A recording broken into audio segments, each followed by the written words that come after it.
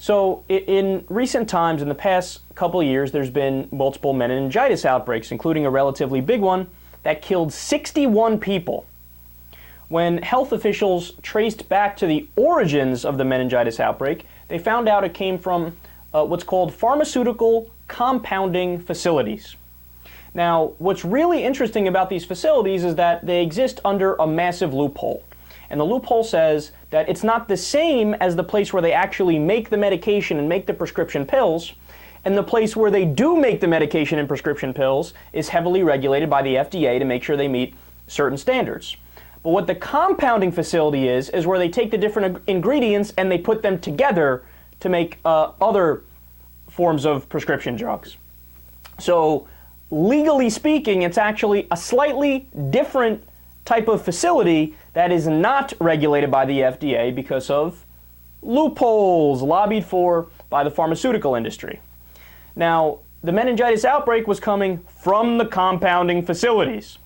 So when the FDA found out about that, they said, okay, simple. We know what the answer to the problem is. We just need to be granted the regulatory authority to go in there and deal with it and regulate them just like they're any other pharmaceutical facility.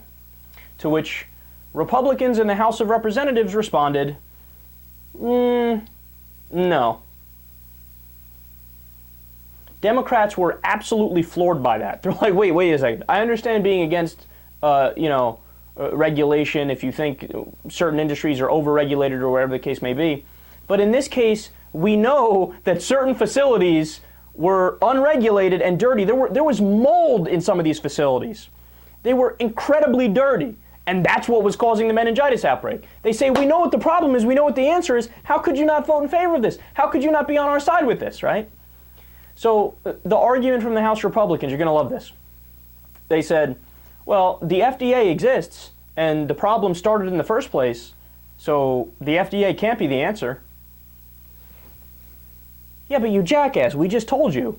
They haven't had the regulatory authority to go into the compounding facility like it's any other type of facility. So the FDA didn't go in there and check everything and make sure they were up to par and up to standards. So you're just wrong.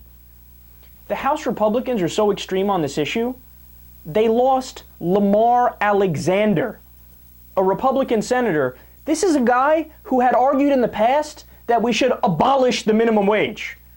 This guy isn't anywhere near liberal. He's so far removed from liberal, he can't even see it. But even he was like, come on, what, are you serious? All you need is the FDA to go in there and make what are you, crazy? You guys must be out of your minds. And I tell you this whole story to explain to you just how crazy and corrupt our government is. And to add on top of it, the only reason why this is allowed to happen is because the Republicans gerrymandered in the last election.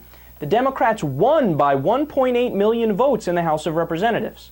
They won, but they don't have a majority because the Republicans gerrymandered the districts in their favor. So now the corrupt Republicans in the House who accept money from pharmaceutical companies, and that's probably why they're actually against this regulation, because they're just doing the bidding of the people who pay them, right? They're the ones that are calling the shots. Horrendous story.